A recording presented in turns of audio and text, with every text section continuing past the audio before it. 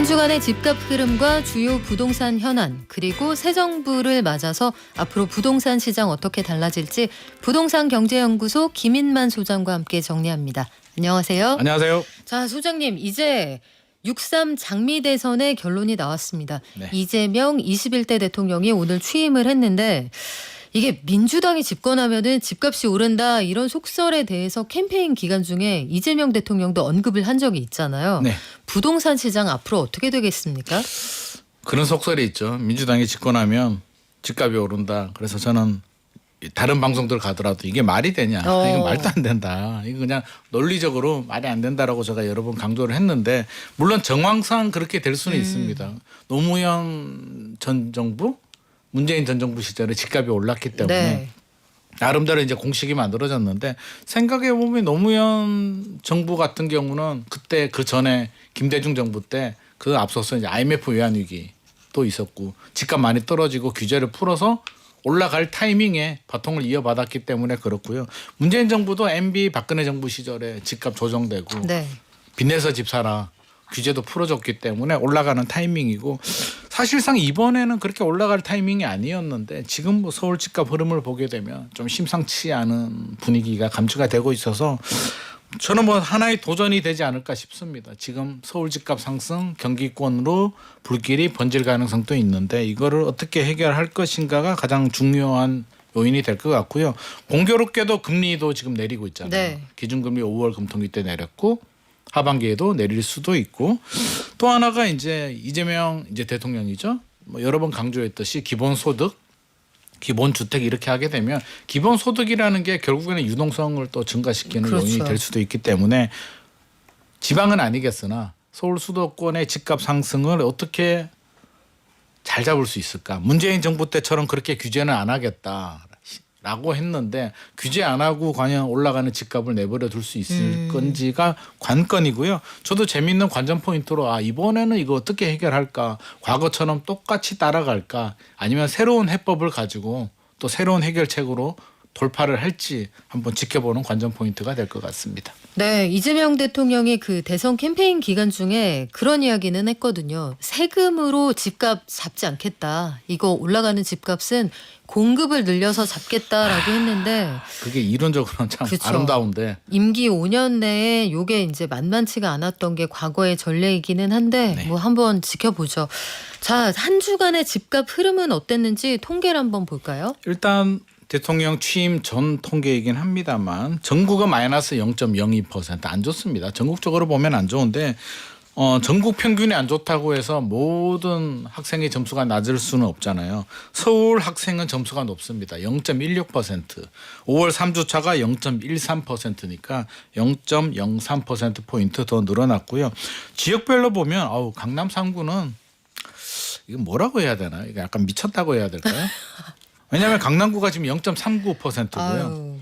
서초구 0.32%, 송파는 0.37%고 한강벨트 쪽 다 그렇습니다. 양천구 0.31% 전체적으로 잘하는 친구들은 뭐 계속 더 달리고 있는 상황이고 인천은 마이너스 0.04%고요. 경기도도 마이너스 0.03인데 과천시는 또 0.3%입니다. 네. 과천, 분당, 용인, 수지 정도는 또 달리고 있고 이게 지역별로 굉장히 좀 혼조되어 있는 상황이기 때문에 아마 좀 머리가 아플 것 같습니다. 세금으로 집값 규제 안 한다고 했는데 강남 집값 올라가는데 강남에 당장 공급 물량을 더 늘리기도 어려운 상황이고 그래서 이론과 현실이 좀 다른 괴리를 어떤 묘책이 있을지 저는 단순히 공급만으로는 지금 공급은 안 나오니까요. 네. 10년 후에 나오는 공급 물량이기 때문에 세금 규제를 하더라도 어떻게 효율적으로 할지 아니면 또 다른 보완 정책이 나올지 상당한 고민이 좀 필요한 상황인 것 같습니다.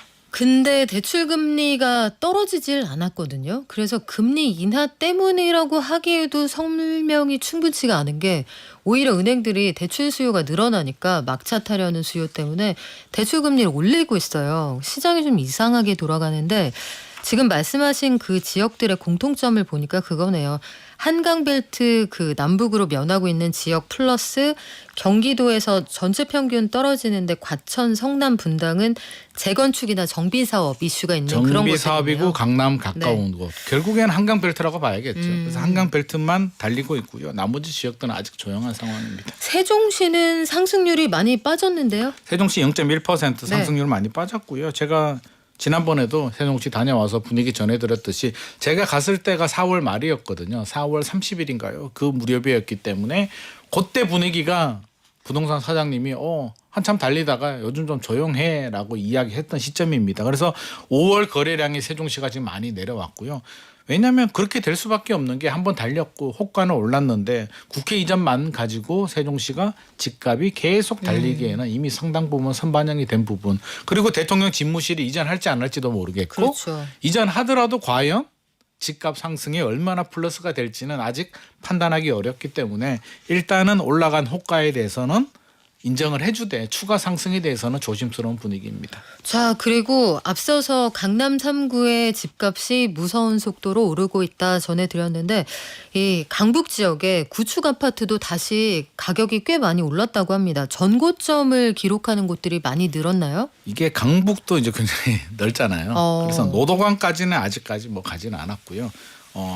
최근에는 성동구, 마포가 굉장히 뜨겁습니다. 용산은 어차피 뭐 같이 묶여 있기 때문에 네. 강남 3구, 용산구는 토지거래가 구역의 규제 지역이기 때문에 실제로 거래하기 쉽지 않습니다. 거래량은 좀 상당히 많이 줄어들었는데 신고가는 계속 나옵니다. 하나 거래되면 3억씩 올라서 거래가 되고 있기 때문에 거래량과 이제 집값 상승이 뭐 단순하게 비례한다라고 볼 수는 없는데 저는 풍선 효과라고 생각은 되는데요. 성동구 마포 같은 경우는 뭐 연일 신고가가 나오는데 행당동에 한진 아파트가 있거든요. 꽤 유명한 아파트입니다. 이게 2,000세대가 넘는 2000년도에 지은 대단지 네. 아파트인데 왜 유명하냐면 그렇게 비싸지 않았기 때문에 지하철 5호선 역세권도 있고 경사도는 살짝 있습니다만 야 그래도 우리가 좀 저렴하게 또 서울 도심에서 내 집 마련할 수 있는 지역이었고요. 한때는 5억 원으로 접근할 수 있는 아파트로 지금 좀 전용 8사 기준 전용 말씀하시는 8사로 거죠? 유명했는데 네. 지금은 이제 15억 거래가 됐거든요. 그래서 야 15억을 물론 평균이 한 14억 되니까 이걸 저렴하다고 해야 될지 비싸다고 해야 될지는 판단이 잘 안 되는데 우리 1년에 1억 모으기도 힘들기 때문에 1억 모으는 게 그럼요. 뭐예요? 1억 네. 벌기도 어려운데. 그래서 실제로는 많이 올라서 이제 저렴하게 사기는 어려울 것 같고요. 옥수 금호동도 최근에 연락 받아보니까 계속 신고가 나옵니다. 응봉 대림 강변이라든지 연일 신고가고 마포도 뭐 계속 신고가 나오고 있습니다. 영등포까지 광진구 영등포까지 말 그대로 한강벨트 가 강세인데 강서구 쪽하고 은평구만 제외하고는 한강벨트가 모두 다 강세인 것 같습니다. 분위기 자체가 이제 똘똘한 한 채인데 강남 3구 용산구는 못 들어가겠고 그 외 지역으로 들어가자는 수요들이 몰리고 있는 상황입니다. 참 시대에 따라서 선호하는 입지라는 게 이렇게까지 달라질 줄이야. 그렇죠? 그렇습니다. 네. 과거에는 그 한강에 면하고 있는 그쪽 동들은 그래서 왜 강남에 있는 구축들도 그쪽에 제일 작은 평수. 그러니까. 그렇죠. 그런 곳들이 많았잖아요. 홍수도 많이 나고 이런. 그래서 지금 그 압구정에 있는 아파트들 보면 다 북쪽 보고 있잖아요. 네. 강남은 북향이죠. 북향. 그렇죠. 네. 그렇게 하고 있는 그런 상황인데. 실질적으로 이제 강북이 정남향이기 때문에 그러니까요. 훨씬 더 좋은 지역이긴 합니다. 자, 서울을 넘어서 수도권 지역의 분위기는 어떤지 한번 볼까요? 수도권은 제가 앞서서 말씀드렸듯이 콕 찍어서 과천, 성남, 판교, 분당 합쳐서 이제 분당 구인데 요 지역들 용인 수지까지만 괜찮습니다. 괜찮다는 게 이제 상승이라는 의미이고요. 판교의 백현마을 2단지 제가 임장 자주 간 아파트인데 전용 8사가 제가 몇 달 전에 갔을 때만 하더라도 20억을 못 넘었는데 5월에 21억 9,500만 원 신고가 거래가 됐더라고요. 올해 초만 하더라도 19억 원대에서 왔다 갔다 했는데 이 정도면 많이 올랐잖아요. 10% 이상 네. 많이 올랐고 전체적으로 많이 올랐는데 제가 동탄 신도시도 다녀왔는데 거기까지는 아직까지는 뭐 열기가 가지는 않았습니다만 예의주시한다는 분위기, 좀 지켜보자라는 분위기가 좀 감지가 되고 있고요. 인천에서는 금단 신도시가 이제 지하철 1호선 개통을 앞두고 이제 시범 운행하고 있더라고요. 그래서 이 지역들도 최근에 고가 아파트들이 8억 찍고 내려왔다가 다시 8억 찍는 신고가가 나오고 있어서 올라가는 곳들만 올라간다. 전체적은 아닌데 시장 분위기는 지금 현장 분위기는 어차피 DSR 3단계가 7월에 시행되니까 6월에 당겨서 거래하자는 분들이 많이 늘어나고 있어서 제 생각도 그렇고요. 현장에서 하고 있는 뭐 그 법인들 대표들 만나보게 되면 6월 수도권 서울 아파트 거래량은 아마 3월처럼 다시 한번 10,000건 가까이 서울은 10,000건을 찍지 않을까 조심스럽게 예상을 하고 있습니다. 그러네요. 뭐 한 7, 8월에 계약해야 되는 물건 같으면 한두 달 당기자. 대신에 어차피 할 거. 네. 명의가 바뀌면은 재산세는 내가 내겠다. 그렇죠. 이렇게 그럴 수 바뀔 있죠. 것 게다가 같은데. 금리는 뭐 하반기도 내린다라고 하고 왠지 또 새 정부 출범하게 되면 또 약간 좀 희망에 부푸는 또 기본적인 문제도 있고요.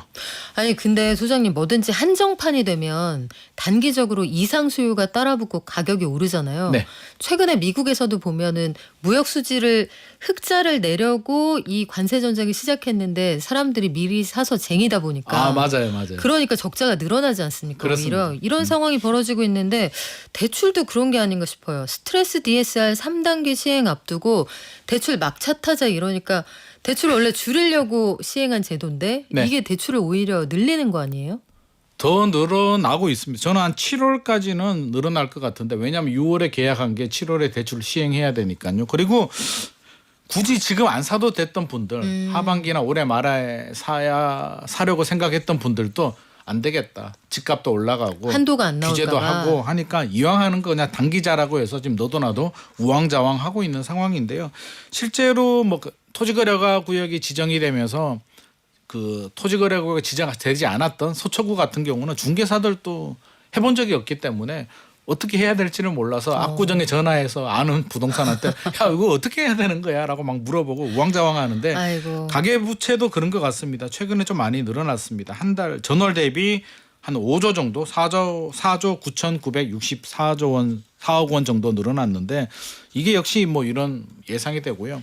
가계부채의 주된 범위는 주택담보대출입니다. 주택담보대출이 지난달 말 5대 은행 기준으로 잔액이 593조 원, 전월 대비 4조 2,300억 정도 늘었기 때문에 늘어나는데 아마 다음 달 통계를 보게 되면 더 많이 늘어났다라는 통계가 나올 겁니다.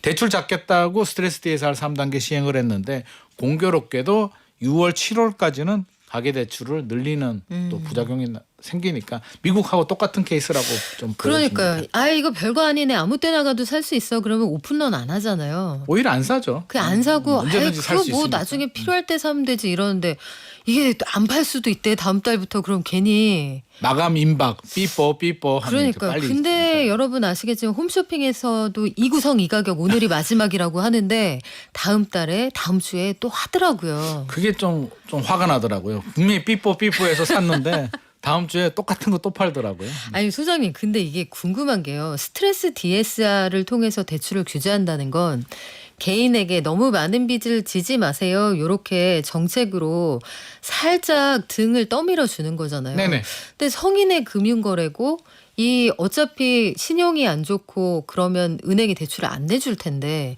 정책으로 이걸 이렇게까지 막을 필요가 있을까요?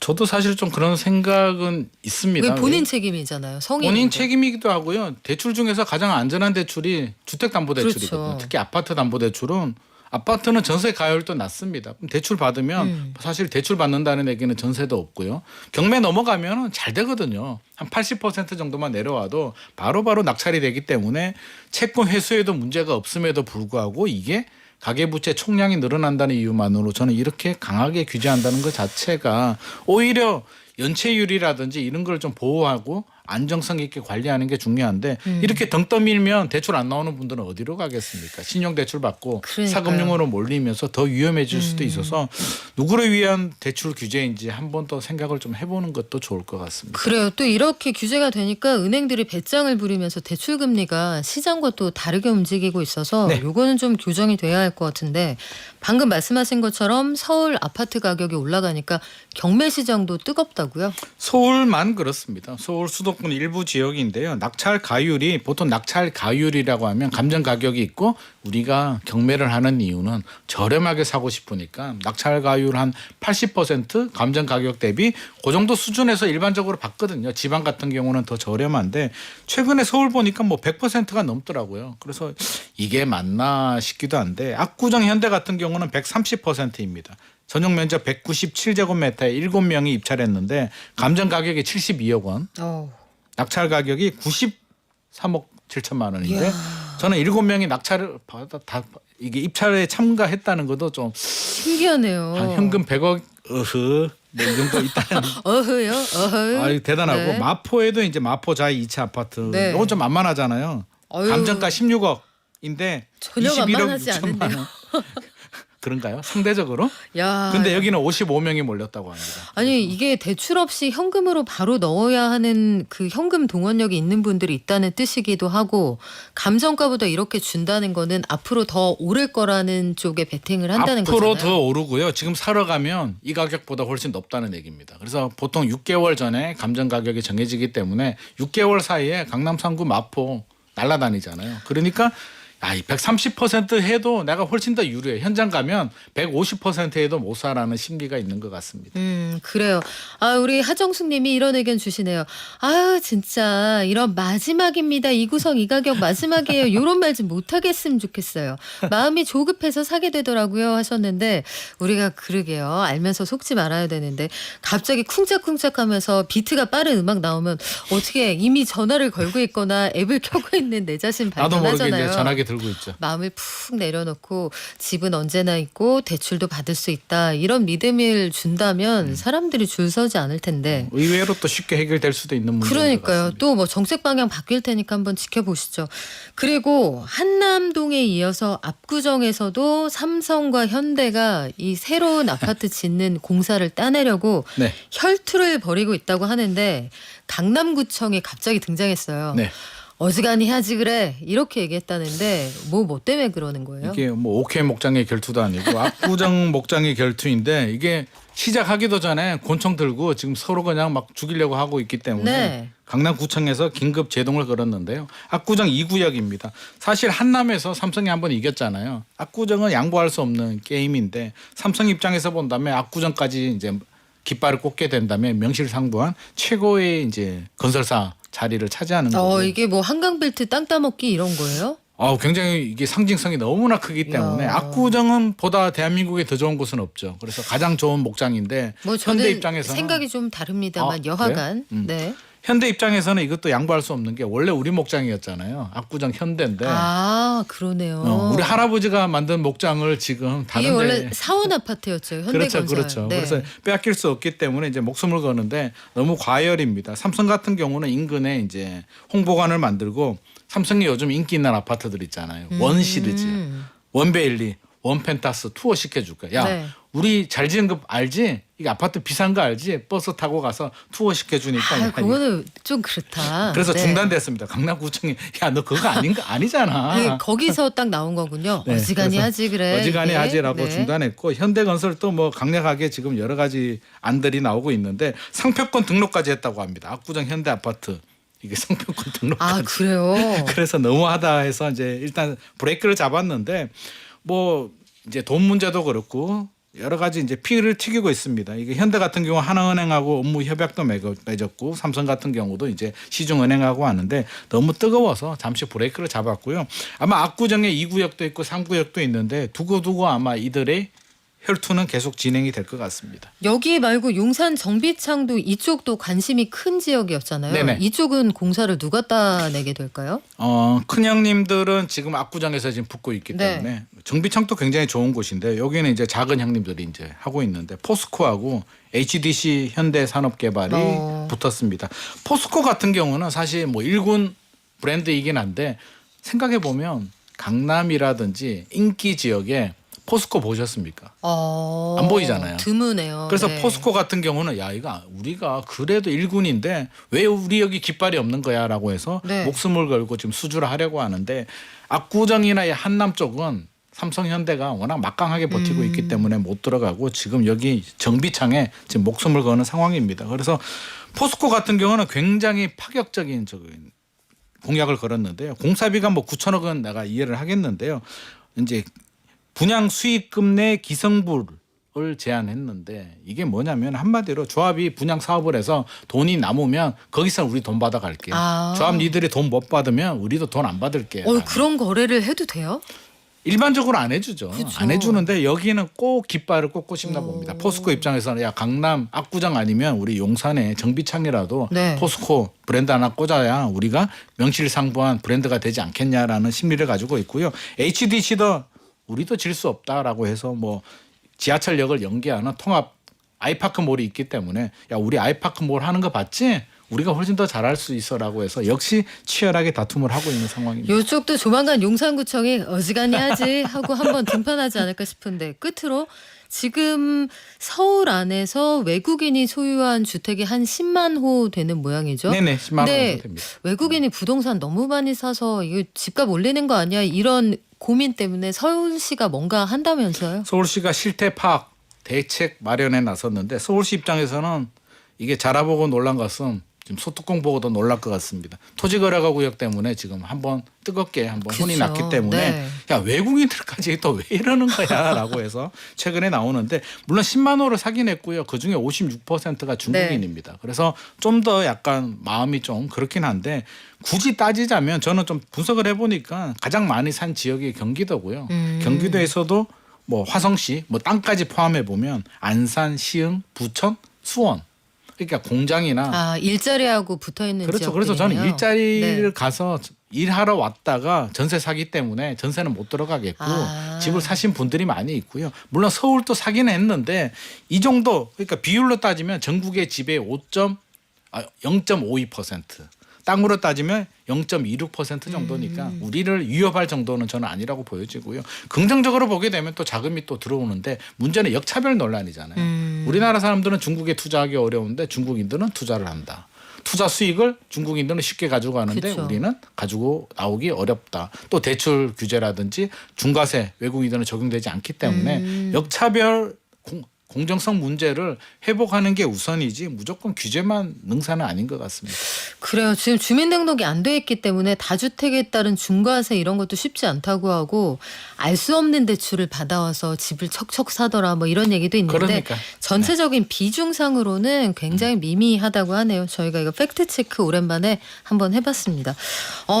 우리 아부다비에서 지금 이 방송을 듣고 계신 분이 계시네요. 아부다비요? 아부다비 중동으로 네. 중동으로 뻗어나가는 목돈 중동에도 이게 연구소 나가나요? 라명호님께서 매일매일 목돈연구소와 함께하고 있습니다. 항상 야무진 경제 소식에 감사드립니다 하셨는데 언젠가 돌아오셔도 방금까지 한국에 살았던 것처럼 저희가 감사라 있게 도와드릴게요. 자, 지금까지 부동산경제연구소 김인만 소장과 함께했습니다. 고맙습니다. 감사합니다.